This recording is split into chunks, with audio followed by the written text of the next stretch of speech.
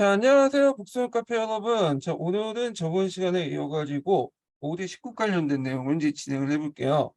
이 5대 19군 이 당하고 송 중간에 있었던 시대죠.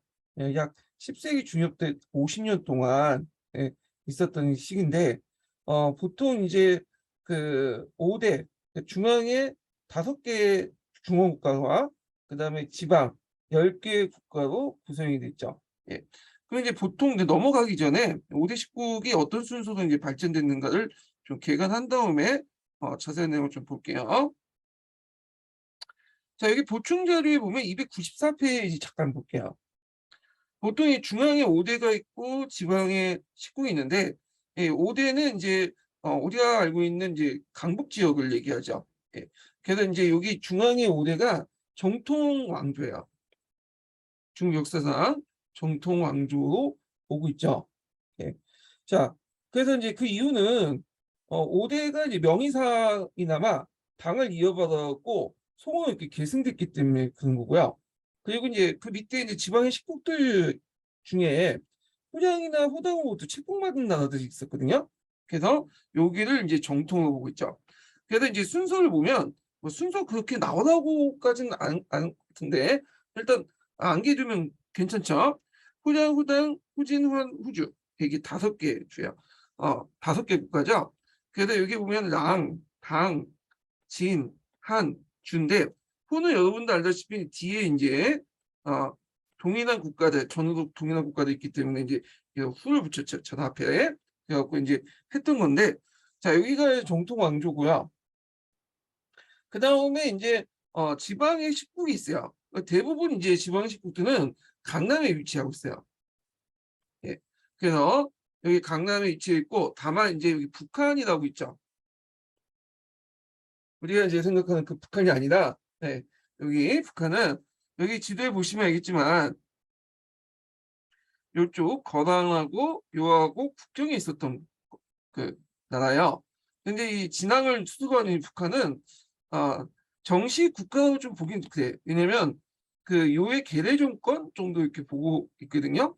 그리고 이제 10국 중에 제일 마지막으로 이게 이제 송나라한테 통합이 됐어요.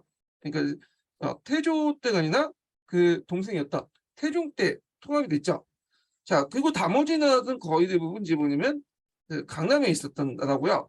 거기 지도에 보면 10국의 영역들이 있죠. 그중에 이제 좀 제일 큰 나라가 어느 나라냐면 남당이에요, 남당. 예. 남당 위치를 보시면 알겠지만 여기 양쯔강 하류 지역이 있잖아요. 예, 그래서 여기가 제일 큰 나라야. 10국 중에. 예. 그래서 이제 이렇게 있었다. 이렇게 보시면 될 것 같아요. 자, 그러면 이제 이 5대 10국은 다 이제 누가 세웠어요? 절도사가 세웠죠. 절도사. 그러다 보니까 지방분권적 어떤 특징을 가지고 있다는 거죠. 예. 그래갖고 이 내용들 좀 기억을 해주시고요. 자, 그 다음에 자, 여기 옆에 보면 이제 5대 19개 변정 과정이 있으니까 좀 보고 그러면 이제 구체적으로 나라를 이제 좀 볼게요. 자, 당화 5대 이제 정치를 보면 일단 당화 말기에서 5대까지의 실질적인 이제 뭐냐면 그 정치 주체는 절도사죠. 그래서 하북사지 그 절도사 세력들이 크게 이제 그 세 개로 나눠져 있는데 하나가 이제 하북삼진의 위박절도사 상서를 근거한 사타족의 이근용 사타족은 돌고족 얘기예요. 항소의 그 장당을 후산 주정초의 번주군단 이렇게 세 개의 세력으로 나눠져 있었다는 거죠. 자, 그래서 이 5대 각 왕조들 출신들 보면 대개 보면 이제 하남 군벌 출신 후량 처음으로 이제 세워진 주정춘이죠. 그리고 나중오지 이제 후당 후진과 후주는 대부분 상서군벌이야. 사타족 계열의 상서군벌이 이렇게 구분된다. 자, 그러면 이제 호량을 보자. 호량은 이제 여러분 알다시피 주정춘이라는 사람이 세웠죠. 원래는 이 사람이 이제 주온이잖아요. 근데 당나라 정부부터 그 충성을 다해라 해갖고 주정춘의 이름을 이제 부여받았는데 역설적으로 이 사람은 이제 소정을 이제 시해하고 지가 당나라를 멸망시킨 다음에 훈양을 세웠어요.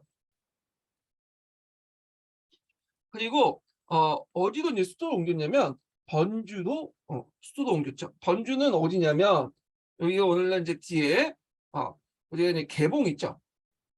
이 개봉이 번주야. 그래서 이 개봉은 송나라 수도이긴 하지만 또 5대 때 역대 왕조의 또 주요 수도였어요. 우리가 그럼 왜 번주가 개봉이 왜 주요 이제 지역이냐면 여기가 이제 운하의 중심지야. 교차 운하의 중심지이기 때문에 상당히 경제적인 어떤 바탕이 됐던 도시거든요. 예.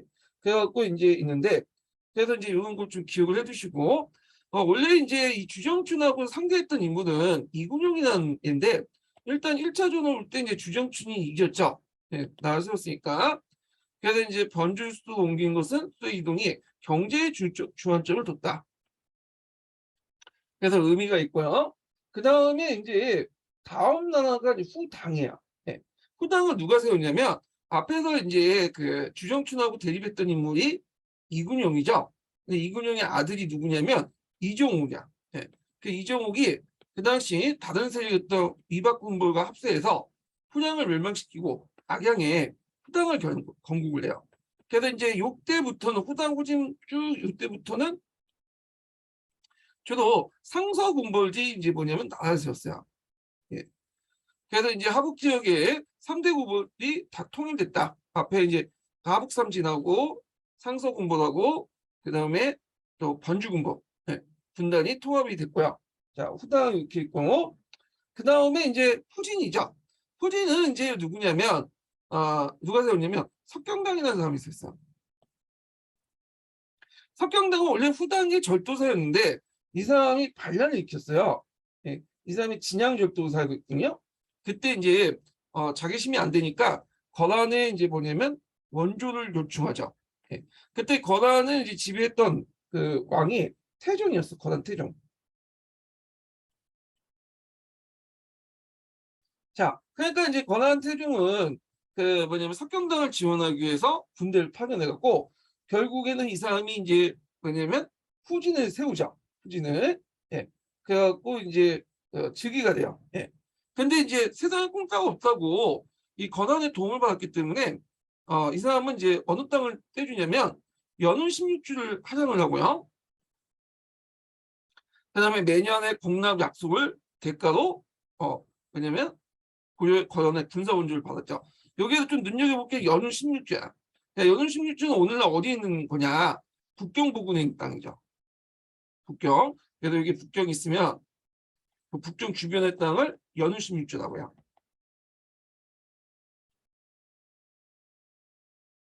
근데 이 땅은 원래 거란족이 살았던 땅이 아니라 한족들이 살았던 땅이에요. 근데 이 땅을 줘버린 거야. 예. 그래서 이제 요것 때문에 그 당시에 그 뒤에서 이제 송나라하고 요나라 간에 국경 분쟁이 나요. 네. 그래서 이제 물론 이제 송나라는 이제 연원 식민지를 결국은 회복하지 못했죠. 예. 그렇지만 이제 송나라 입장 볼 때는 뒤에 얘기했지만 이 연원 식민지야말로 그 일종의 잃어버린 고토야. 그러니까 우리가 얘기하면 저기 우리 잃어버린 고토가 그래요. 중국에 있는 그 연변 지역이죠. 그런 역할이에요. 그래서 이제 어떻게든 그걸 회복하려고 했어요. 그래서 일종의 이제 송나라 지식인들의 어떤 민족주의 감정 이런 것들 자극시킨 게 연운 식민지였다. 우리가 이제 독도 정도 가는 그런 거하고 비슷해요. 독도한테 독도하면 이제 그 가지고 있는 그런 감정하고 비슷한 그런 이제 지역이 연운 식민지였다. 이렇게 보시면 될 것 같아요. 그래서 결국 연운 식민지가 이제 이렇게 하면서 400년 동안 걸쳐서 이제 서북의 한족에 대한 이민족 지배가 여기에서 비롯됐다. 400년은 원나라까지 포함되죠. 그러니까 이 출발점을 이뤘다. 이렇게 보시면 될 것 같아요. 근데 이제 이 요나라가 욕심이 더 많았어요. 그래서 단순히 이 성격당을 중원의 황제로 세운 것뿐만 아니라 아예 그냥 여기를 지배하려고 했어. 예. 그래서 이제 요나라가 이제 군대를 파견해서 중국 지배하려고 하니까 이에 대해서 이제 하북에 있었던 강국에 있었던 한민족들이 적극적으로 이제 반발한 거야. 네. 그래서 결국에는 군대를 입고 이제 쳐들어왔지만 이게 타국을 점령하기 힘드니까 물러났죠. 그래서 이제 일단 물러나고 나서 이때 거란과 대항해서 싸웠던 대표적인 사람이 누구냐 하면 유지원이라는 사람이 있어요. 자, 유지원이 이제 나라를 공격했죠. 이게 후한이에요. 예. 그래서 근데 이 후한은 별 볼일 없어. 그냥 다만 거란과 대항해서 나라를 거란과 대항해서 이거 거란족을 중국 영토에 몰아냈다. 예. 그 정도. 예. 구국의 영웅, 영웅 정도였고 이 후한은 국방이 몇 년만 망하죠. 그리고 나서 5대 마지막 왕조였던 후주가 등장하죠. 자, 호주는 각이라는 사람이 이제 세운 나라예요. 뭐 외울 필요 없는데 일단 각이라는 사람이고 그 뒤에 이제 3대 왕자인가? 잠깐 보는데 세종이라는 사람인데 우리나라 세종대왕이 세종이 아니에요. 세종이 등장을 했고 이 사람이 이제 상당히 명군이에요. 5대 시대 때. 그래서 외정으로는 남으로는 이제 제일 5대 십국 중에 제일 큰 나라가 남당이죠. 양쯔강 하류에 있는 나라. 네. 그걸 쳐서 남북 간의 군역을 깨고 통일의 목적을 두게 되고요. 그 다음에 북부는 건화를 쳐서 8, 16주 중에 2개의 주를 회복을 했어요. 그 다음에 내정으로는 조세제도 정비. 그 다음에 중간에 군군을 재편시키고 강화시켰고 불교를 탄압했죠. 그래서 요거 삼무일종의 범난이라고 하죠. 그래서 삼무일종의 범난 중에 요 종자가 있잖아요. 종자가 이제 세종을 의미해요. 그래서 이게 마지막 범난이다. 이렇게 보시면 돼요. 그런데 이제 호주가 죽은 후에 어린 황제가 즉위 되죠. 예.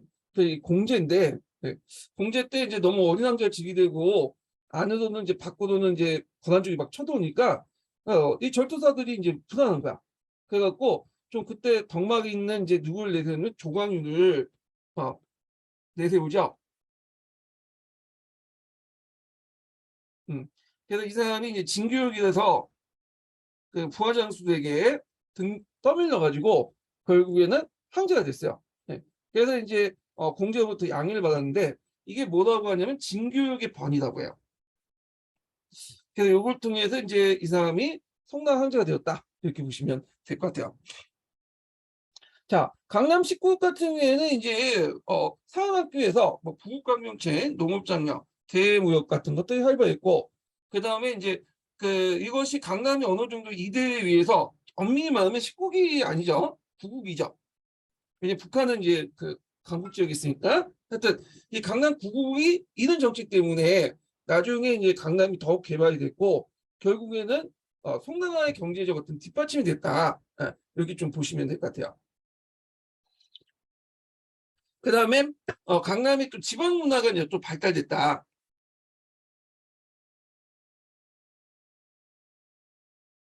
여담이지만 이제 요 강남에서 제일 큰 나라가 남당이라고 했잖아요. 남당의 궁중 문화 중에 뭐가 있었냐면 그 전종이 있었어요. 전종. 예. 우리 전종 여러분도 아시죠? 예, 예전에 여자 발을 아주 작게 만들어가지고 이렇게 하는 것이 전족인데, 자, 이 전족을 처음으로 이제 이걸 뭐냐면 풍수 만든 그 나라가 남당이야. 남당. 남당의 궁중 문화였는데 이게 이제 뭐냐면 후에 민간 사회까지는 확대됐다고 그래요. 하여튼 뭐 이런 게 있다는 거. 시험 문제 나오진 않겠지만, 자, 그다음 지배 계층의 변화 과정을 볼게요. 자, 당나라 중기 때부터 이미 몽골 귀족들 몰락을 했죠. 저번날 제가 표에서 보여드렸죠.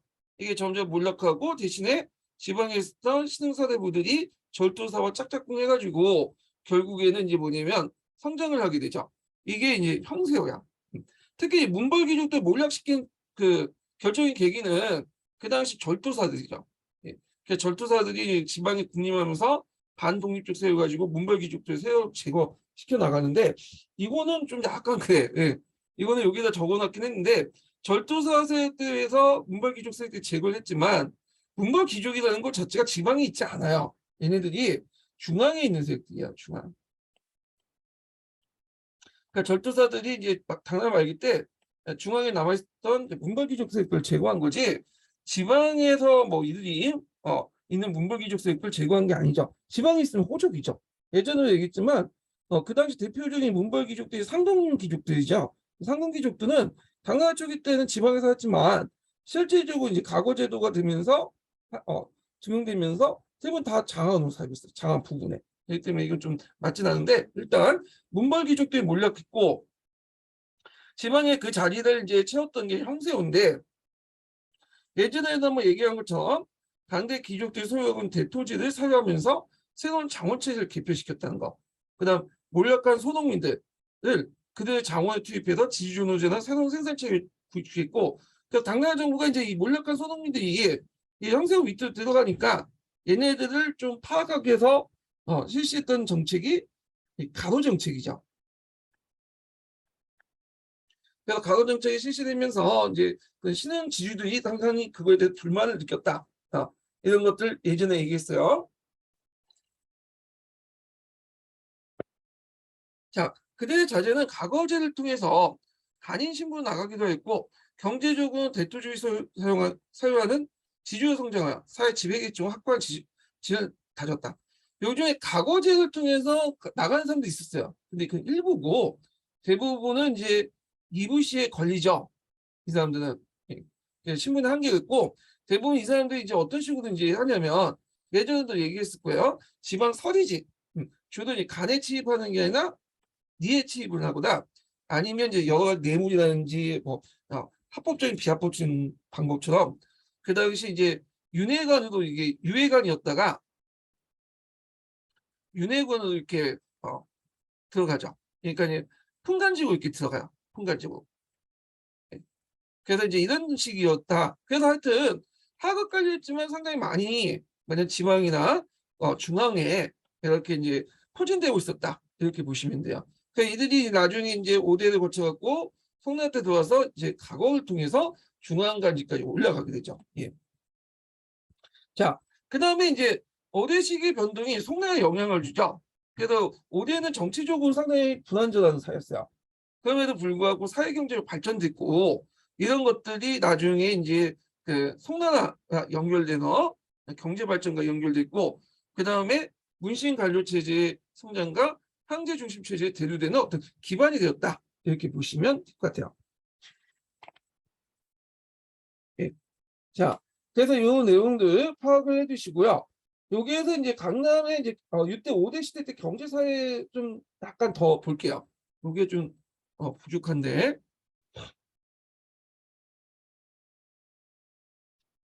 자, 여기 보면 5대 때 있는 이제 정치적 불안했지만 경제적으로 사회적 발달됐다고 했죠. 이런 것들이 이제 송나라 연결됐는데, 자, 일단은 강남이 개발됐다. 뭐 예전부터 개발됐지만 이때 이제 5대 때 더 개발됐죠. 수시시설 개선, 이양농법, 노동력 이동 이런 것들 경제적 발달했고, 아까 이제 이양법 같은 경우는 당나라 중기 때부터 강남을 지역을 중심으로 해갖고 이제 보급이 되는데 요거 이제 보급만 시작된 거고 여기에 5대를 거쳐서 송나라 때 일반화돼요. 네. 그래서 이제 교과서는 요거만 좀 강조를 내고 있는데 그다음 원거리 교육이 발달됐다. 그래서 이제 그 여러 가지 다양한 상인들이 등장하고 요 상인들이 분화되고 이제 했던 것은 송나라 가서 좀 얘기할게요. 그다음에 또 지방 도시들이 발달됐다. 그래서 이제 지방 도시가 발달되면서 거기에 새로운 문화를 잉태시킬 수 있는 어떤 계기가 되었다. 이렇게 보시면 돼요. 그래서 당성병력 관점에서는 5대를 어떻게 보냐. 일단은 동경학파 같은 경우에는 요 5대를 기점으로 가도열차 고대가 끝나고 중세가 시작되는 점이다. 네. 그래서 여기 가도기, 고대의 끝, 중세 시의 가도기 형태고 이에 경도학파는 중세 끝, 근세 시작, 5대는 가도기다. 이렇게 이제 보고 있죠. 네. 그래서 나름대로 의미를 부여하고 있고요. 자, 그래서 이제 이 내용도 이제 있고요. 그다음 송나라 넘어가죠. 송. 네. 송은 이제 크게 이제 여러분 알다시피 북송하고 남송으로 나눠져 있죠.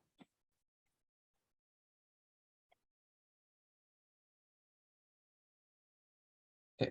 자, 그리고 북송의 수도는 개봉이고요. 카이펑, 번주라고 하죠. 그리고 남송의 수도는 항주라고 하죠. 보통 강남에 이제 기반을 둔 나라들은 대부분 수도를 어디 두냐면 남경에 두는데 여기는 항주예요. 항주. 송나라는 좀 남송과는 좀 차이가 있는데, 그래서 이제 북송과 남송이 계계됐던 것이 금나라의 침입이죠. 그래서 여러분 알다시피 정강의 변이 이때 일어났죠. 근데 북송이나 남송이나 사회경제적으로 문화적으로 상당히 발달됐어요. 예. 그래서 이제 내부적으로 물론 반란이 있긴 있었지만 굳이 멸망하지 않을 수 있었던 나라인데 불구하고 이 북송과 남송이 왜 멸망했냐? 내부적인 원인보다는 동계에서 지적한 것처럼 뭐 때문에요? 외부적인 거야. 예. 그래서 여러분들 송나라는 문치주의 시시에 있다고 했죠? 그 문치주의 시시에서 주변의 이민족을 침해를 불러일으켜 군사의 약화를 불러일으켜서 그래서 결국 북송은 금나라한테 멸망을 하고요. 남송은 원나라한테 멸망하죠. 예. 외부의 침입 때문에 무너졌다. 이런 것들이 좀 특징이야. 여기가. 그러면 이제 일단은 뭐 남송보다는 북송에 초점을 맞춰서 공부를 해주실 수 있어요. 자, 먼저 일단 태종. 태조와 태종은 아들과 아버지가 아니죠. 이 사람은 이제 조강의, 그래서 형이고 동생이야. 그래서 대개는 이제 동생 계열 쪽에서 이제 황제 계열이 이어지는데, 일단 태조는 앞에서 얘기했듯이 절도사 출신이죠. 그러니까 자기가 절도사들고 예전에도 절도사들이 쿠데타 일으켜서 황제 되는 걸 보고 나서 나도 아니면 내 자식 때 절도사들이 쿠데타를 일으킬 수 있겠다, 그렇게 생각할 수 있겠죠. 그래서 절도사 세력을 힘을 약화시키고 문관들의 힘을 강화시켰어. 그래서 이게 우리가 이제 문치주의를 이제 열었고요. 그 다음에 이제 이런 것도 있고, 그 태종 때는 이제 연운 16주를 공격했고 물론 실패했지만 마지막으로 이제 남았던 거기 북쪽에 있는 건환의 계례 국가였던 북한을 이제 완전히 점령하죠. 그래서 송나라가 완전히 통일 국가가 이런 건 태종 때야. 이 태종 때. 그 다음에 진종 때는 이제 원전 갖다 깨지고 나서 전현의 맹을 맺고요. 전현의 맹 요번에 시험 문제 나왔죠. 그리고 인종 때는 서한을 공격했다가 서한 때 또 깨지죠. 예, 이렇게 있고. 그 다음에 이제 6대 신종 때는 여러분들 유명한 무슨 왕항성 있죠. 왕항성 신법이 있었다. 그래갖고 이제 7대 철종, 8대 시종 흥정인데, 시종이 이제 여기는 거의 이제 뭐냐면 중간중간에 뭐 태우들이 집권할 때는 구법당이 집권했지만 신정할 때는 신법당이 집권했죠. 특히 정치를 제일 못했던 왕이 시종이야. 되게 무능했죠. 예술적으로 상당히 뛰어난데 불구하고 되게 무능했어. 그래서 각제 농민 반란도 일어나고 등등 해가지고 결국에는 이제 외교를 좀 잘못하고 등등 해서 금나라에 침해받고, 그러니까 금나라에 침해를 받으니까 시종이 자기 아들한테 넘겨버렸죠. 그래서 이제 흠종 때 우리가 알고 있는 정강의 변이 일어나죠. 그래서 잡혀가지고 저쪽 북쪽으로 이제 끌려가잖아요. 예. 자, 그래서 이제 이런 그 과정인데, 시험 문제는 예전에 그 태조하고 태종 때 이루어진 중앙집권화 강화, 항제권 강화 관련된 내용이 나왔고, 요번에 시험 문제 나왔던 게 전현해맹이죠. 예, 요거 시험 문제 나왔죠. 그 다음에 이제 왕왕서의 신법 관련된 내용, 이런 것들이 나왔어요. 이런 것들 좀 기억을 해두시면 될 것 같아요. 자, 그 다음에 이제 넘어가서 송나라 이제 건국과 문신관료 체제를 볼게요. 자, 앞에서 이제 송나라 건국과 싸움은 태조 조광윤이죠. 그래서 호주 절도사 출신인데 이제 건안과 북한의 연합군이 남치한다는 척벌을 하니까 부하장수들이 어린 황제인 이제 공제를 못 믿으니까 진교육에 가고 이 사람을 세웠어. 이게 이제 진교육의 전변이고, 결국에는 이제 송태조는 공제로부터 양해를 받아갖고 결국에는 황제가 되죠. 그래서 송태조의 당면가르는 절도 세력을 누르고 통일의 대업을 완성하는 이고요. 이를 추진하기 무엇보다 강력한 중앙집권적 황제 독재체제를 구축하려고 했어요. 그래서 무인 대신에 문관을 국중에 넣는 문신관료 체제를 채택했다. 자, 그래서 이제 문신관료 체제가 형성될 수 있는 배경이 뭐냐, 여러 가지 있는데 그 앞에 이제 5대 19 때부터 이제 당말 때부터 어떤 사회경제적 배경이 깔려 있다는 거죠. 자, 일단은 당말 5대 때 군불사에 걸친 동안 황제권을 제한하고 있는 문벌 귀족 세력들이 사라지고 사대부 서민사회가 열렸다는 거. 형사후 계층들이 부각이 됐죠. 그 다음에 직업군인제가 확립돼서 황제 직속의 군군체가 전환되어 군의 통수권과 작전권이 분리돼서 황제가 군의 통수권을 갖게 됐다. 요거 이제 이게 무슨 말이냐 했는데 이거 나중에 좀 설명할게요. 예. 통수권도 갖고 있고 작전권도 갖고 있어요. 근데 이걸 약간 황제만 군의 통수권만 갖고 있는 것처럼 이렇게 얘기하는데 실제로 군대 통수권과 작전권 다 갖고 있어. 근데 이건 좀 뒤에 있다 설명할게요. 자, 과거 제도에 있어 전신제도 시행으로 관리 임용과 성진에서 황제 인사권이 되었다. 자, 그래서 이제 이 전시제도 시행은 이제 태조 때 시행을 한 거죠. 이거는요. 그래서 이 관련된 내용도 뒤에 좀 얘기할 거야. 특히 이제 강남 지방 발달로 농업생산의 비약적 발달이 높고 차, 소금, 술 등 생필품의 천매 제도가 시행되어 전제군주의 독재 체제의 재정적 뒷받침이 되었다. 이렇게 보시면 될 것 같아요. 자, 그러면 이제 예전에 한번 시험 문제 나왔던 그 송나라의 중앙 정치 구조를 좀 볼게요. 예. 요거 되게 중요하죠. 자, 그러면 이제 보면 일단 전반적인 이제 내용을 보면 그 방향이 중앙행정제도 개편 방향이 뭐냐면 재산권 약화야. 그래서 재상을 이제 격을 낮추고요. 부재상을 둬가지고 견제를 시켰죠. 예. 그 다음에 황제 독재권을 이제 강화시켜 나가는 거야. 그 다음에 복수 임명하죠. 책임자를 딱 한 명을 임명하는 게 아니라 지방이든 중앙이든 간에 두 명을 맡아요. 임명해요.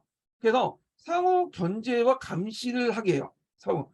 그래서 어떤 사람에게 뭐냐면 실권을 다 주지 않아요. 예. 그래가지고 다 이제 뭐냐면 이게 나눠서 주죠. 그리고 또 한 기관에게 또 모든 권한을 또 주지 않아. 또 나눠서 줘.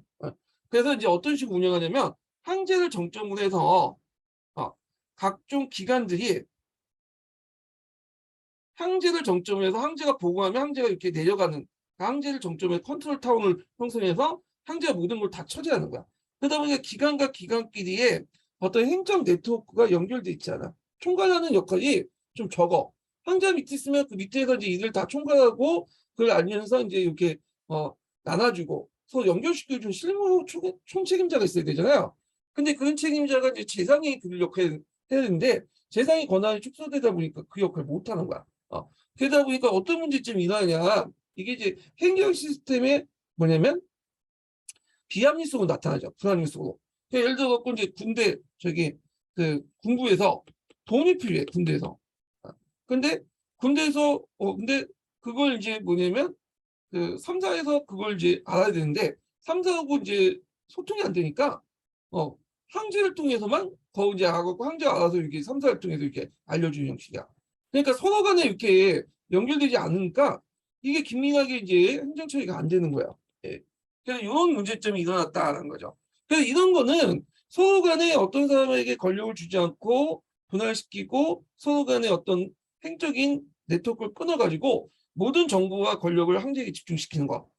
이건 황제권 강화에 큰 도움이 될지 모르지만 한마디로 전반적으로 관료체제 비효율성, 비효율성을 낳을 수밖에 없죠. 국가 체제로서 운영하기는 좀 비효율적인 거예요. 비효율적인 거. 예. 그런 체제가 있었다. 이렇게 좀 기억을 해주시면 될 것 같아요. 자, 그럼 기구를 보자. 이거 당나라하고 좀 비교해서 봐야 되는데 당나라 같은 경우에는 이제 황제가 있고 상성이 있잖아요. 중서성, 문화성, 상서성 있고 상서성 밑에 육부가 있죠. 예. 그런데 이제 송나라는 이런 게 없어요. 이런 체제가 아니라 앞에서 좀 당나라 말기 때 중소성하고 문화성이 같이 합쳐졌다고 했잖아요. 그래서 중성 문화성이 정치를 담당하고 그다음에 또 여기에 육부에 있는 병부가 임기였고 추민원이 군사를 담당하고요. 그다음에 호부에서 하는 게 아니라 3사에서 담당해. 예, 어사대가 있고 이걸 모두 황제가 다 통과해. 그러니까 이제 여기 중간에 있는 재상은 권한이 상당히 나을 거야. 그러니까 아까처럼 그 재상 같은 실무적인 어떤 역할을 좀 컨트롤할 수 있는 그런 사람이 필요한데 총괄 역할이 되게 약하기 때문에 당연히 여기 조직의 어떤 비효율적인 어떤 운영이 일어났다. 이렇게 보시면 될 것 같아요. 자, 그러면 이제 구체 내용을 볼게요. 자, 여기 보면 이제 그 재상의 권한에 축소되는데 아까 얘기했던 재상인 문화시중을 동중서 문화평정사로 격을 낮췄어요. 자, 재상의 격이 낮춰진 것은 이제 이미 당나라 말기 때부터 이런 것들이 보이죠. 그리고 한 명을 둔 게 아니라, 왜냐하면 한 명을 두면 권한을 이제 강화시킬 수 있잖아. 그래서 이렇게 해서 2명하고 3명을 줬어. 복수도 임명을 한 거야. 그리고 또 재상과 부재상을 둬서 복수도 했다. 부재상까지 둬서. 그래서 재상 황제의 상주할 뿐 최종적인 의사결정은 황제가 내리도록 했고, 총 5명에서 6명이 재상부를 구성해서 재상의 업무를 담당하고 합의하고 황제가 최종 결정했다. 예, 그런 것도 있다는 거. 그 다음에 정보 정치를 강화한다. 그래서 믿을 수 없죠. 그래갖고 이제 뭐 항성사라든지 순수를 두는데, 항성사는 관리의 비행을 감시하는 거. 그러니까 약간 국정원하고 비슷한 거고, 그 다음에 이제 그 주만순수는 군의 첩보기관이야. 예. 그러니까 이제 보안사, 기무사 이런 거하고 좀 비슷해서 보시면 될 것 같아요. 자, 이런 식으로 이제 뒀다. 기억을 해두시고요. 그리고 이제 여기 빠진 게 뭐냐면, 여기 이제 그 한대가 아니라 당대죠. 아이고.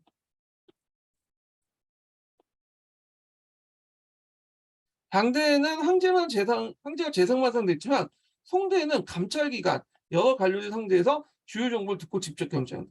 그러니까 황제가 모든 업무를 처리하고 결정하고 하는 거야. 컨트롤타워 역할까지 해주는 거야, 황제가. 재상이 할 것은. 근데 문제는 황제가 유능하면 괜찮은데 무능한 황제들이 되게 많거든요. 정치에 관심 없고. 컨트롤타워 역할을 못하죠. 근데 재상이 어느 정도 권한이 크면 그걸 할 수 있는데, 재상의 권한이 약하다 보니까 이게 이제 효율적으로 운영하지 못하는 거야. 이런 것들이. 그 다음에 이제 인맥 형성을 차단하기 위해서 그 당시 관리의 재산 사택 방문을 금지, 분경제라든지, 그 다음에 출생지 관리 인간 금지, 회피제라든지 이걸 이제 했다. 그래서 이제 상피라고 하죠, 보통.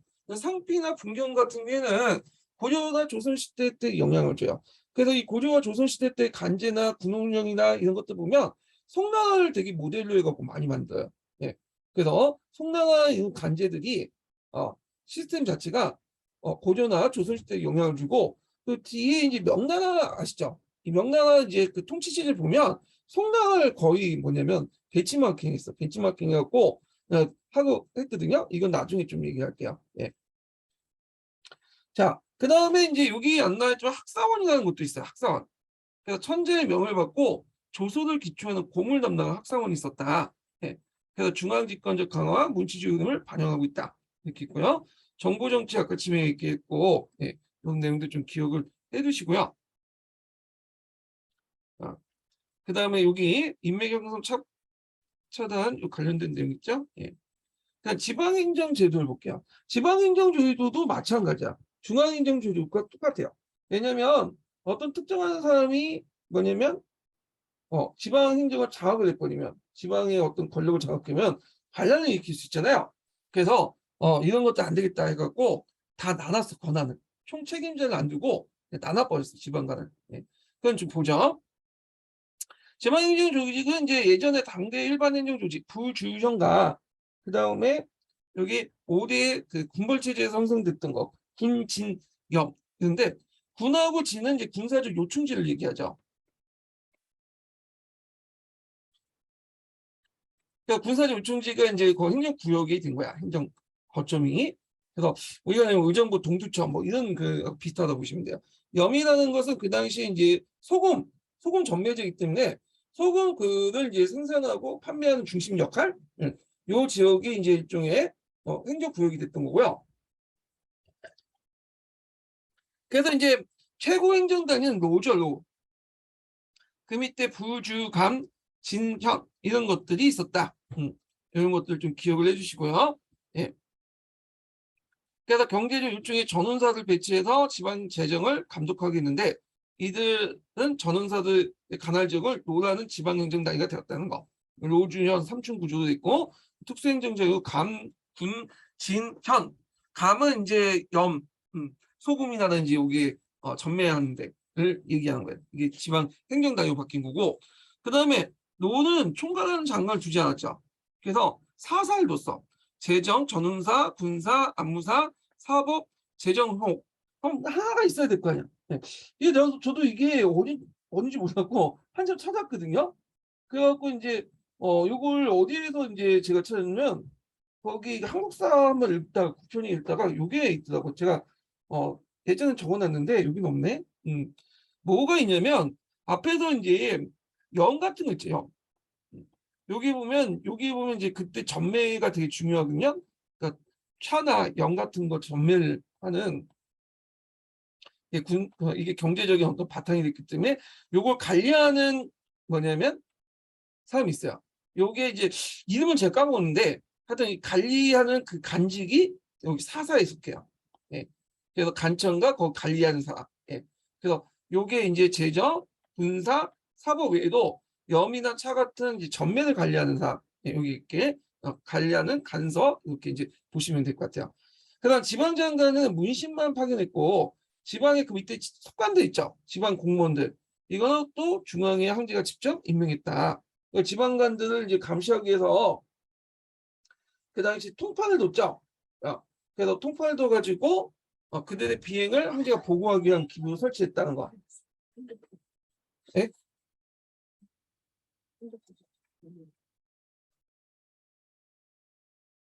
자, 그래서 이제 이렇게 이제 있는데 지방관도 이런 식으로 해서 이제 견제하고 통제를 했다 이렇게 보시면 될 것 같아요.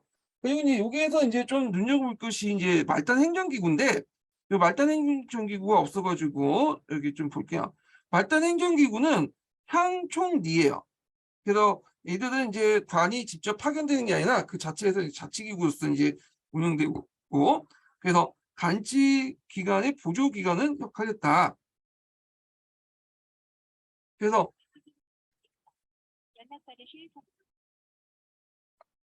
다시 그래서 향은 당을 계승했고요. 그다음 총괄이라는 것은 이제 징세의 징수단인데 총괄이는 이제 예전에 제가 얘기했듯이 이제 이건 당나라 중기 때부터 이제 등장을 했죠. 그래서 주도 형사기층들이 이제 주도를 해갖고 만들어진 그 당시 행정구역 명칭이에요. 예, 이런 것도 좀 기억을 해주시면 될 것 같아요. 자, 그래서 이제 지방행정구역 관련된 내용을 좀 얘기를 했고요. 그 다음에 넘어가서 관리 권한을 약화했다. 예. 그래서 이제 여기에서 이제 어떤 방식으로 이제 관리의 권한을 약화시켰느냐 보면 일단 우리가 보통 간직이라고 하죠. 간직이라는 것은 뭐냐 하면 그 간직을 이제 분리하는 방법을 이제 약화시켰어요. 그래서 각급 관료의 권한을 약화시키고 황제의 관료에 대한 인사권을 강화시켰는데 여기서 관료를 간직 차견을 이렇게 분리해. 그래서 이제 간직 차견을 어떤 식으로 하면 간이는 호봉을 표시한 풍기고요. 직함은 중앙의 학생들이 부르는 명예는 직함이야. 예. 차견은 이제 그 관리 지책이야. 이걸 분리시켜. 이게 무슨 말이냐 하면 자, 요거는 그 관리의 권한도 약화시키는 목적도 있지만 황제가 유능한 인재를 결탁시키기 위해서 그런 것을 한 것도 있어요. 왜냐하면 보통 이제 송나라는 이제 그 관리들을 조직한 관료 기구들이 있잖아요. 관료 기구. 근데 관료 기구의 특성상 이게 위에서 이제부터 해갖고 밑에까지 이제 쭉 품계도 해갖고 나눠져 있죠. 그래서 이 품계로 나눠진 거 우리가 이제 품이라고 하는 것을 간희라고 해요. 간희. 근데 대개 1품 이상 뭐 2품 이상 고관직들은 되게 나이가 많고 이런 사람들이 이제 여기 위에 있죠. 우리 식으로 딱 꼰대가 있어. 꼰대. 근데 이 꼰대들은 젊었을 때 상당히 노력을 했겠죠. 여기까지 올라왔는데 근데 이제 이때는 50대 60대 되면 그만큼 이제 나이도 먹고 이제 머리도 잘 안 돌아가고 그러잖아요.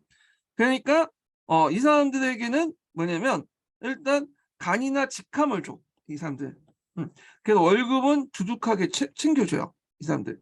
근데 이제 그 밑에 있는 그 뭐냐면 하급 관리들 있죠. 젊고 유능한 하급 관리들.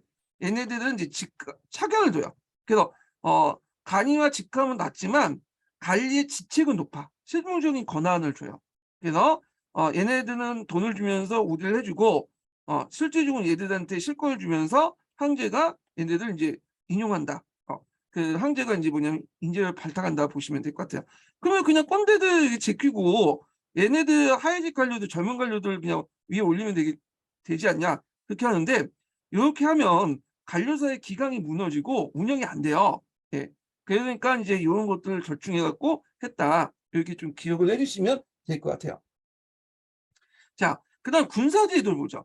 이 군사제도인데 이 군사제도를 이해하려면 이제 일단은 그 황제가 어떤 권한을 갖고 있는가를 봐야 돼요. 이걸. 자, 황제는 어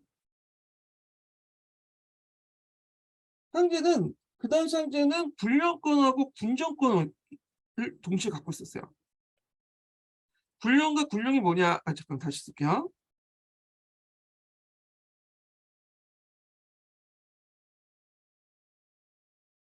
자, 군령권과 군정권이 있고 그리고 군령권 안에는 또 뭐냐면 통수권하고 작전권이 있어.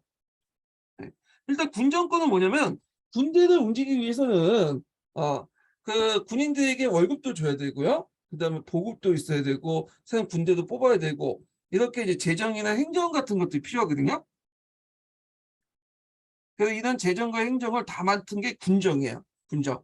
자, 군령의 통수하고 작전이 있는데 통수권은 뭐냐면 실제 이제 뭐냐면 전쟁이 났을 때 뭐냐면 군대를 이끌고 지휘하는 게 통수권이야. 통수권. 작전권은 이제 뭐냐면 작전하는 거죠.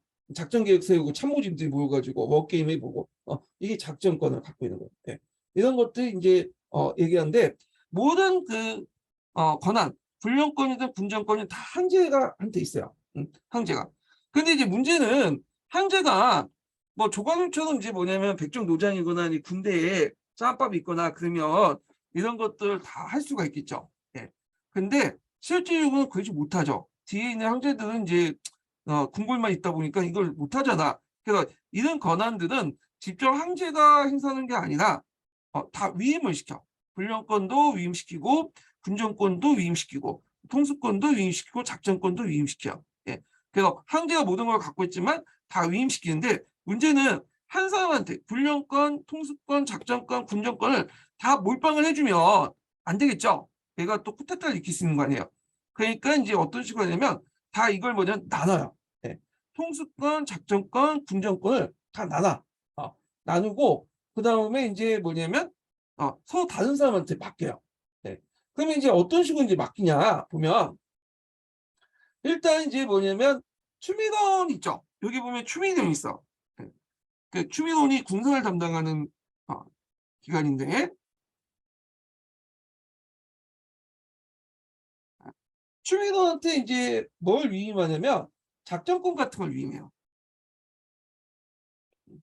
그래서 이제 하고 그 다음에 통수권은 이제 누구한테 맡기냐면 문관 관료들에게 맡겨. 거기 밑에 있고 문관 관료가 있고 그 밑에 이제 누굴 이제 하냐면 일선 이제 장군들 이런 식으로 이제 맡겨요. 예. 자 그리고 이제 군정은 이제 뭐냐면 또 다른 사람한테 맡기고 이런 식으로 이제 맡기는 거야. 그러면 이게 황제 입장부터 상당히 효율적이죠. 황제가 잘 모르고 이제 위임을 하는데 한 사람한테 위임할 거면 쿠데타가 일어났으니까 이렇게 했는데 문제는 여기에 있는 거야. 전쟁이 시작됐어. 전쟁이 이제 했으면 자 일단 이제 통수권하고 작전권이 이렇게 분리돼 있잖아. 작전권은 이제 추미선이 갖고 있고 통수권은 일선 사령관 그것도 그 장군이 갖고 있는 게 아니라 그 위에는 총사령관은 문관이거든요. 문관 출신 총사령관이 있어. 그걸 갖고 있어요. 잔정을 한다면 문관 출신이 알겠어요? 잘 모르죠. 그 작전을 변경하려면 거기 추미선 가서 허락을 맡아야 돼. 근데 추미선 어디 있냐? 거기 이제 개봉이 있어요. 개봉. 그래서 아주 그 중국 땅이 넓은데 그 저기 전선하고 개봉까지 막 말 열심히 날려도 일주일 정도 걸려요. 그러니까 신속하게 적의 공격을 효율적으로 방어할 수가 없는 거야. 예. 상당히 비효율적이죠. 예. 그래서 이런 식으로 나누다 보니까 매번 군대나 이런 것들은 되게 많은데 맨날 깨지는 거야. 깨지는 거야. 예. 그리고 이제 이런 거 있고 재정행정 관련 것도 이제 주로 이제 3사나 이런 데에서 이제 담당을 하는데 그런데 여기에서 군대가 필요하다 이렇게 요청하면 이쪽에서 이제 제대로 그래? 그러면서 돈을 주면서 이렇게 이제 재정을 보급해 주는 게 아니라 행정적 지원해 주는 게 아니라 어떻게 그냥 몰라. 여기 이렇게 군대를 키우는데 얘네들은 그만한 어떤 재정적 원조 지원을 안 해줘. 서로 모르기 때문에 소통이 안 되기 때문에. 자, 이런 이제 불합리한 구조를 상당히 가지고 있었다. 이렇게 좀 기억을 해두시면 돼요. 그리고 이제 모든 그 뭐냐 군대는 여러 가지 종류가 있겠죠. 송나라가 이제 대군이거든요. 인구 100만 명이 넘어요. 그 군대 수만 해도. 그 일일이 다 이제 고용하는 돈을 주고 하는 직업군인제를 하는데 그 중에서도 이제 중앙에 지키는 군군은 상당히 막강하죠. 그래서 지방군을 상당히 약화시켜 놓고 중앙군을 상당히 키워놔요. 예. 그래갖고 그러다 보니까 이런 것들이 있었다. 이렇게 군군제도가 상당히 발달됐다. 이렇게 보시면 될 것 같아요. 그리고 그것을 황제가 다 직속을 하죠. 그리고 황제가 작전권, 통수권, 이동권까지 다 행사하는데 문제는 황제가 직접 행사하기는 좀 전문성이 부족하니까 위임을 하게 되고 그 위임하는 과정에서 이렇게 서로 견제시키려고 다 나누다 보니까 비효율성이 증대됐다. 이렇게 보시면 될 것 같아요. 자, 여기 보면 근군제도 보면 군정은 지방 번권을 해소하여 중앙의 군군을 다인화시키고요. 군군은 다시 정정군, 신마이군, 시마군, 시보군을 분할하여 각각 황제에게 직속시켜 황제가 그 작전권과 이동권을 행사했다. 그래서 군군의 지휘권과 군대 이동권을 장군이 마음대로 행사하지 못해도 황제가 감시를 했고요. 그래서 경술법에서 군대가 한 군데 오래 주둔하지 못하게 함으로써 장군이 병사를 임의대로 사용하지 못하게 했고요. 그래서 있다는 거. 병사는 모병으로 병방의 긴장 때 그 인원이 증가해 재정 부담이 됐다. 100만 명이 유지됐다는 거. 그런데 불구하고 이런 시스템 때문에 비효율적으로 운영됐다. 이렇게 보시면 될 것 같아요. 네. 그 참고로 여기 이제 그 송나라는 근군제도만 나왔는데 실제 근군만 있는 건 아니에요. 네. 그 외에도 이제 여러 병들이 있어요. 상병도 있고 지방을 지키는 향병도 있어요. 그 다음에 저 이민족 군대가 구성된 변병도 있어. 근데 요 군대보다는 여기가 주적이라는 거죠. 막강한 그 병력도 가지고 있고 주적 군대가 군군이다. 이렇게 보시면 될 것 같아요. 예. 자, 그 다음에 재정제도와 부세제도 볼게요. 유주제도를 폐지했는데, 자, 유주라는 것은 뭐냐? 예전에도 한번 얘기했을 텐데, 양세법 안에서 그 주에 어떤 이제 뭐냐면, 재정을 담당하기 위해서 중앙에 올리지 않고 그 자체에서 쓰는 예산이 있어요. 유주라고 해. 근데 이제 유주를 폐지해. 그래서 그러면 조세 수입을 일단 거두면 모두 중앙에 올려보내도록 했어요. 네.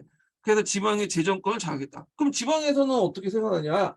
그걸 일단 중앙에 올린 다음에 오늘날 말하는 교부금 같은 거 있죠? 중앙에서 중앙 재정으로 지방에 내려주는 지원금 있잖아요. 그 보부금 형태로 해서 이제 다시 지방을 내려보내요. 일단은 이런 식으로 해서 중앙에서 이제 재정권을 강화시켰고요.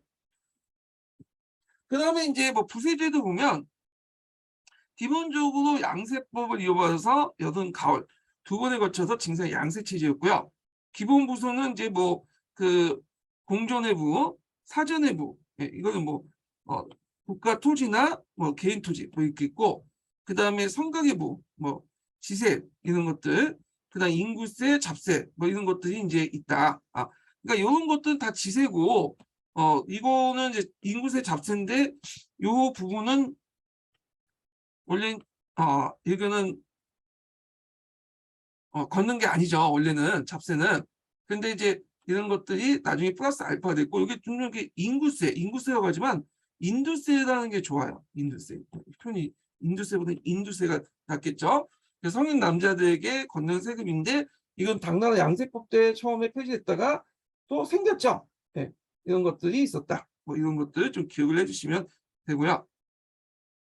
차역이라 갖고 그 백성들 호등했다 징벌해 갖고 이제 지방의 가나에 보급시키는 건데, 이게 뭔 말이냐면 지금 행정 서비스 같은 거 있잖아요. 뭐 동사무소 가면 뭐 그 주민등록 떼고 그다음에 이제 뭐 어떤 물자를 운반하거나 여러 가지 뭐 공공물을 이제 분배하거나 이런 것들 국가가 하죠. 근데 그 당시에는 그렇게 안 했어요. 그 당시에는 그걸 백성들 역으로 떼었어요. 백성들이 직접 나가서 그 교통 정리도 하고 그다음에 뭐 행정문서도 처리하고 그다음에 그 제수도 뭐 수송을 하고 그다음에 짐을 집어갖고 이제 그 여러 가지 물건을 갖고 중앙에도 그 물건씩 짊어지고 그 중앙에서 이제 세금도 운반하고 그런 역할을 다 뭐니 백성들이 했다고. 네, 백성들. 근데 백성들 중에 할 수 있는 사람이 있고 하지 못하는 사람이 있겠죠. 그래서 이제 요걸 이제 실시한 게 주개코제예요. 예전에 한번 얘기했을 거예요. 그 주를 이제 1등급에서 5등급으로 나눠요. 자산에 따라서. 그 다음에 자산이 없는 애를 개코하고 개코는 차역을 부담하지 않죠. 그리고 1등급에 5등급에서 자기 재산에 따라서 부담을 하는데 1등급 후에는 좀 약간 무거운 공역을 부과하고요. 그 다음에 5등급 후에는 좀 가벼운 공역을 부과해요. 자, 이런 식으로 해가지고 움직였는데 문제는 이게 제대로 등급평가를 해야 되는데 아니죠. 힘 있고 권력 있는 사람들은 개코라든지 그 다음에 4등급, 5등급 해갖고 부담이 적은 것을 받고 그 다음에 힘이 없는 사람들은 1, 2등급 역을 받아서 자기의 그 가지고 있는 자산보다 더 많은 그 역을 부담하다 보니까 파산이 되고 유민이 돼요. 네. 그래서 이게 이제 나중에 문제가 돼갖고 이제 이게 그 마간성 10법 개혁의 대상이 되는 거죠. 이건 뒤에 좀 얘기할게요. 예. 자, 그 다음에 이제 이 차역 사례는 이제 관련된 내용들 좀 읽어보시고, 야, 그 다음에 이제 과거제도 왕성을 볼게요. 네. 과거제도는 이제 그거 예전에 송나 과거제도는 당나 과거제도와 비교해서 한번 시험에 나왔죠. 전시제도도 이제 예전에 나왔고, 그 다음에 호명법이라든지 이런 것도 등록법도 시험문이 나왔죠. 예. 자, 그럼 볼게요.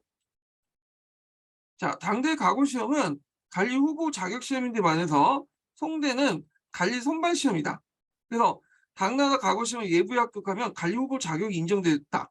하지만 2부시는 구두 시험이고 여기에 문벌 중요했기 때문에 서민자제는 합격하기 어렵고요.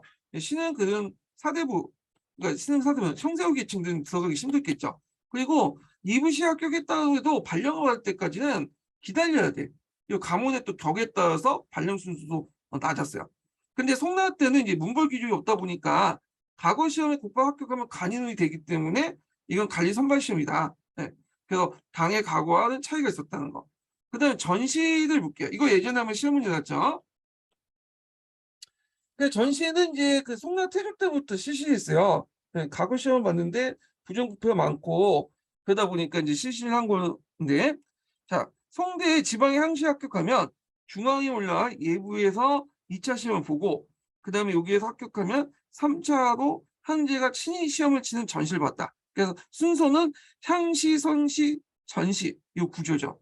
근데 이게 주의할 것은 향시, 성시라고 해서 딱 두 번 봤냐? 그건 아니에요. 향시 안에서도 그 또 부군현마다 또 보는 시험이 다단계 있고 향시도 또 있고 성시도 이제 그 안에서 세네 번 또 보고 여러 번 시험 보다가 이제 전시까지 올라온 거야. 여기는 크게 묶은 거야 이렇게.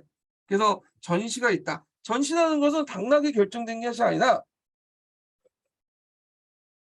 과거 합격자들의 순서를 결정해줘. 등수를 결정해줘요.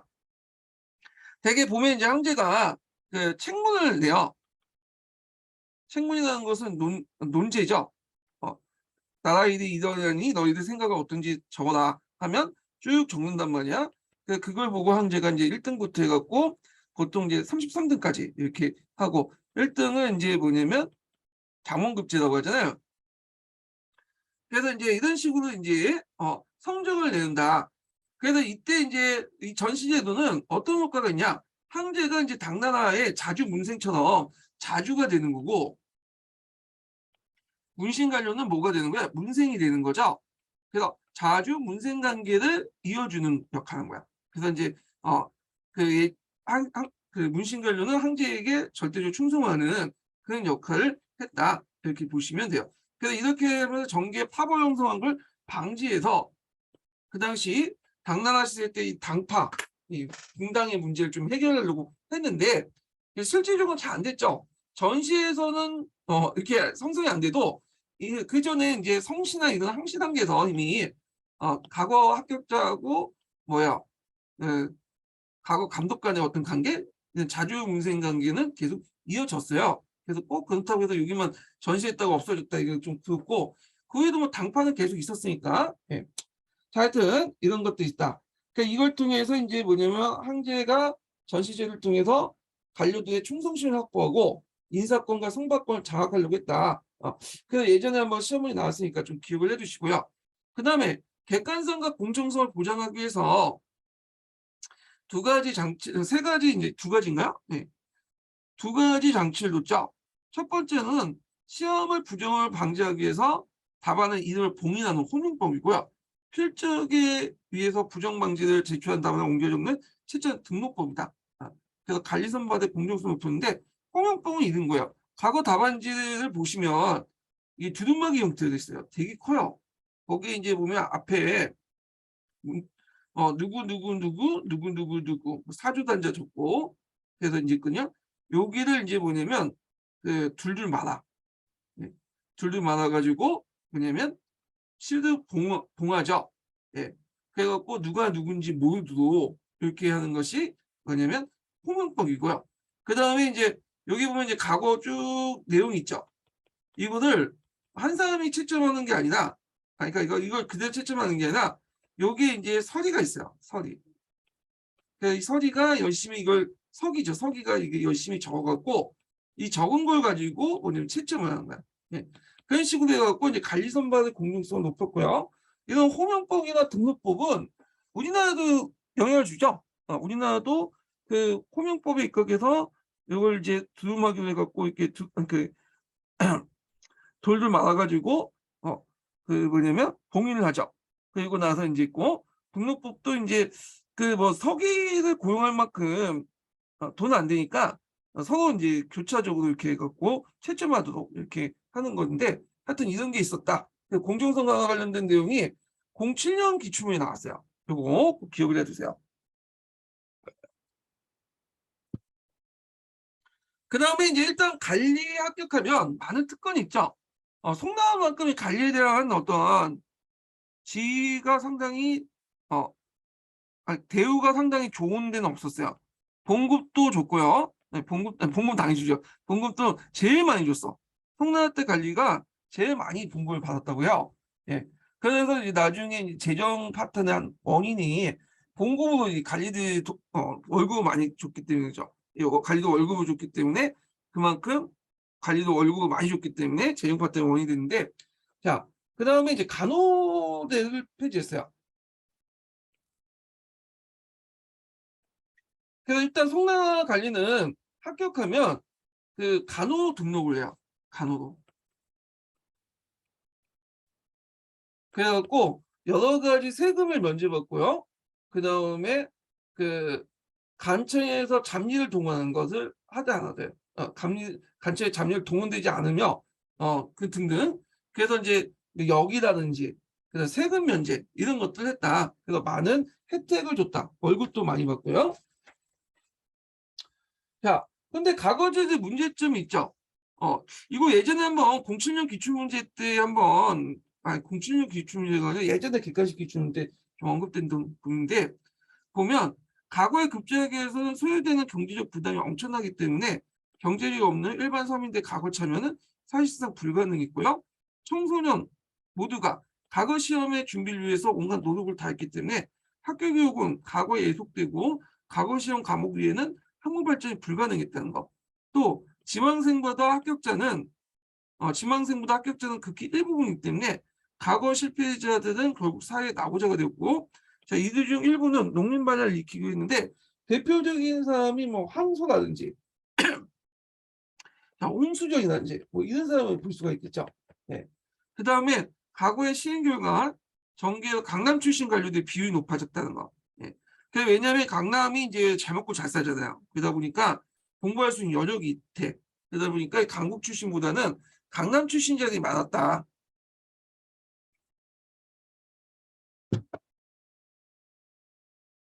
그래서 성조 초기에는 하북 출신의 관료가 줄을 점해 강남 출신을 배제하는 경향을 보임으로써 남북 대립이 생기게 됐고, 이 문제는 왕왕성 시대까지 이어졌다. 그 다음에 합격자 비율이 낮았다. 그래서 남성시대 사대부는 가족 구성의 가르침보다는 지방에서 부와 권력 명성에 더 의존하였다. 뭐 근데 요거는 좀 약간 주관적인 견해가 좀 들어가긴 하는데 합격자 비율은 낮긴 낮았죠. 전체 인구의 뭐 0.01%밖에 안 되니까. 근데 일단 성시의 그 향심한 합격에도 성시에 떨어져도 향심한 합격에도 낮은 간직까지는 갈 수 있었어요. 그런 것도 이제 배려가 있었죠. 자, 그래서 이제 하여튼 이런 과거제도 폐해 같은 것들 좀 기억을 해주시면 될 것 같고요. 예. 자, 그 다음에 뒤에 넘어가서 송대 학교제도의 진흥책을 볼게요. 송나라는 학교제도, 과거제도를 뭐냐면 연결시키려고 했어요. 나름대로. 네. 그게 잘 안 됐죠. 네, 시도는 했는데 완전 잘 안 됐어. 그래서 하여튼 그 예전에 왕왕서에 이제 뒤에 보면 태학 삼삼법 같이 태학의 졸업생은 각을 안 봐도 그 뭐냐면 거기 간학에 공부하면 태학을 공부하면 태학과 졸업과 동시에 높은 간직에 올라갈 수 있도록 했는데 이거는 이제 일시적인 거고 실제로 잘 안 됐다 이렇게 보시면 될 것 같아요. 자 보면 학교를 보면 이제 중앙은 국제학, 대학, 사문학, 기술학교도 있었고요. 지방은 주현, 서원이 있었고 서원은 좀 눈여겨보시면 될 것 같아요. 동아시아 교과서에 나오는데 서원은 사대부들이 성리학을 약산시키는데 주요 뭐냐면 매개체가 됐던 것이 서원이죠. 예. 그래서 지방 사대부들은 주로 간학보다는 서원을 가서 공부를 해요. 이거 우리나라도 있지만 중국도 그래요. 예. 그래서 중국 같은 경우에는 그래서 성리학적 이념을 확대시키기 위해서 뭘 이용했냐면 서원과 함께 한약도 이용했죠. 어디서 많이 듣던 레파토리죠. 예. 한국도 그 성리학을 널리 보급시키기 위해서 한춘사에 보급시키기 위해서 서원과 한약을 이용했잖아. 똑같아요. 예. 똑같아. 성리학 때도. 동아시아 교과서에 있는 내용이야. 예. 자, 하여튼 이렇게 있고 그 다음에 이제 여기 간학치는 책을 볼게요. 앞에서 얘기한 처럼 이제 송나라도 학교 제도하고 그 뭐냐면 과거 제도를 일치시키려고 했어요. 왜냐하면 학교에서 그 뭐냐면 황제에 대한 충성심을 높이는 교육을 받고 그런 사람이 이제 뭐냐면 과거에 합격해야지 나름대로 이게 이제 효율적인 자기들 말 잘 듣는 관료들 뽑을 수 있잖아요. 근데 이제 사학 같은 곳에서 공부를 하다가 사교육받고 공부하다가 과거만 합격한 사람들은 좀 통제하기가 힘들다. 그런 생각을 한 것 같아.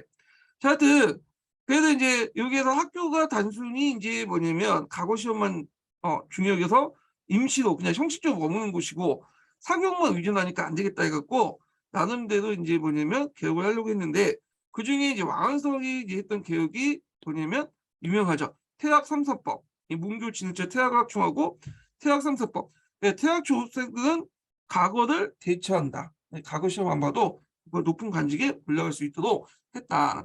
그 다음에 이제 여긴 안 나와있지만 그 왕왕석은 과거제도의 시험 과목 중에 그 보통 진사과를 강조하잖아요. 시문을 강조하죠.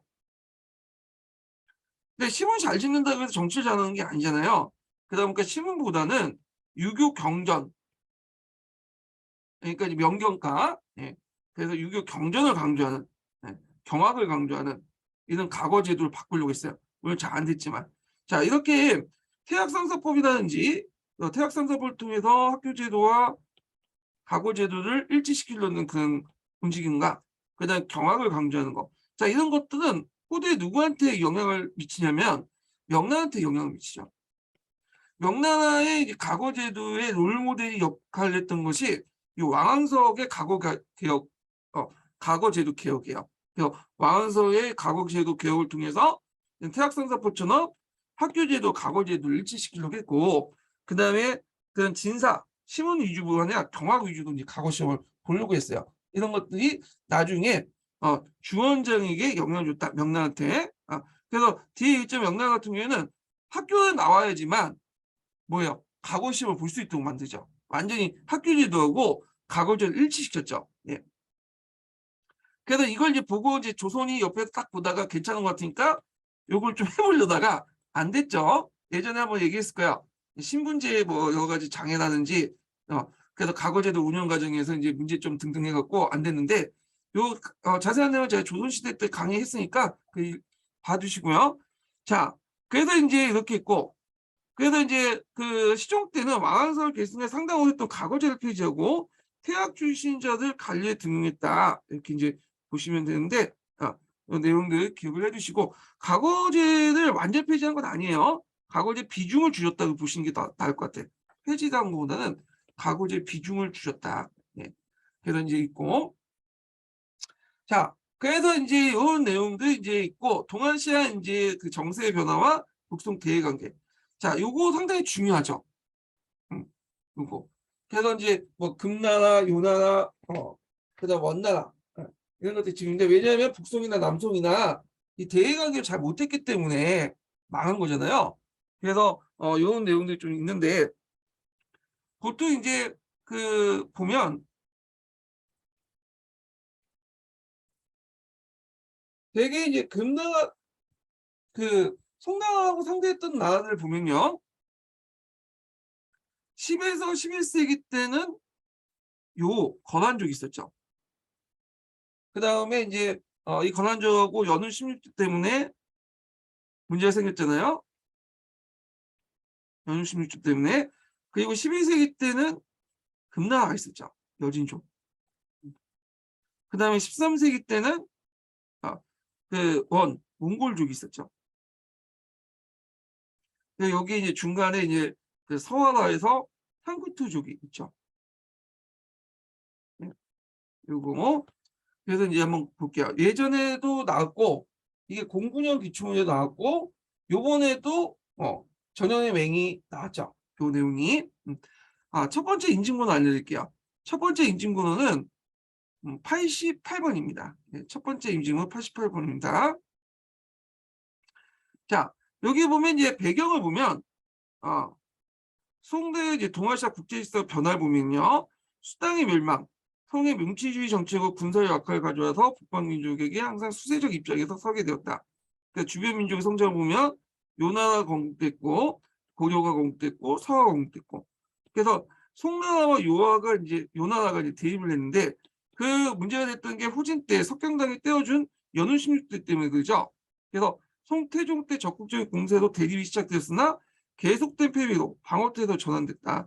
지구전 연사였는데, 송나라가 군대를 공격을 해도 막대한 군대 투입해서 공격해도 매번 깨져.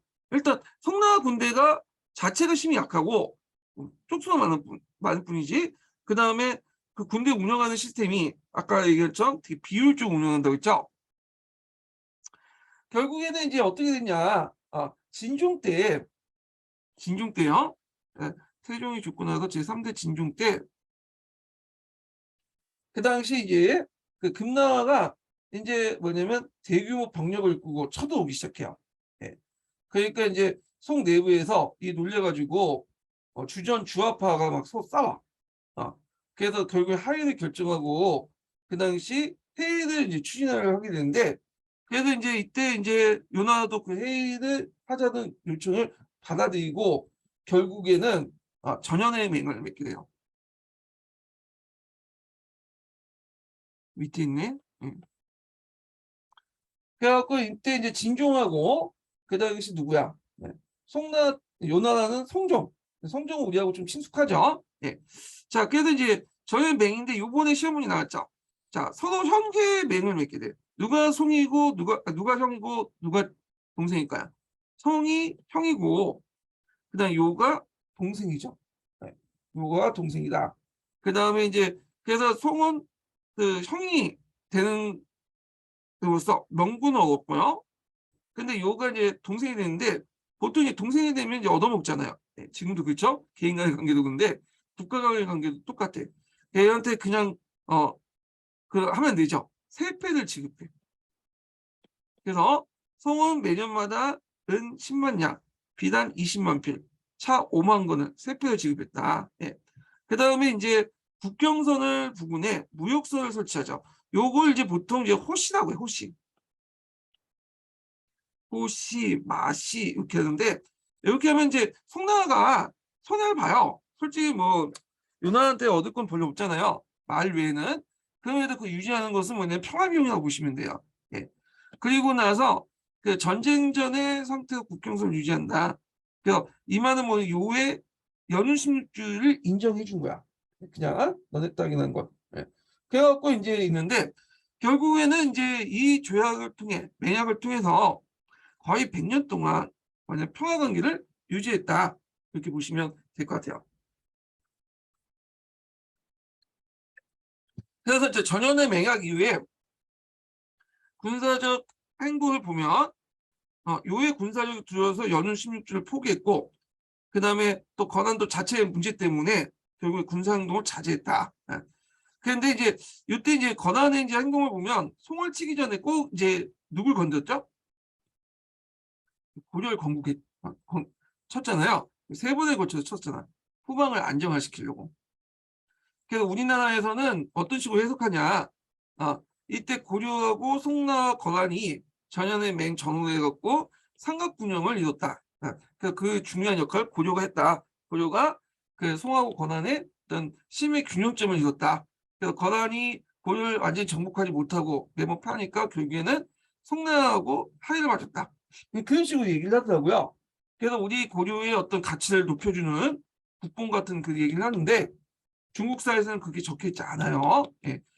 우리 학교에서만 그렇게 보는 것 같아요. 그러니까, 예. 그러니까 이제 중국사 시험 나오면 그냥 중국사에 있는 책 한희중하고 신동계만 달달 외우세요. 예. 요거는 이제 국사학계에서 그런 겨내고, 예. 자, 그래서 이제 요 내용들 파악을 해주고 서한을 보죠. 서한. 서한은 이제 위치가 어디 있냐면 여기 서한가 나와 있는 그게 어딨나?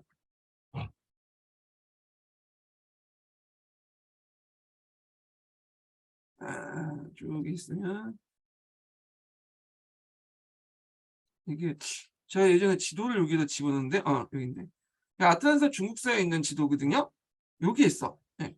오늘날 서하의 위치가 어디냐면 이제 섭서나 감숙 일대, 요 일대가 이제 서하 지역이죠. 네. 그래서 이제 신강 위구르 좀 일부죠. 네.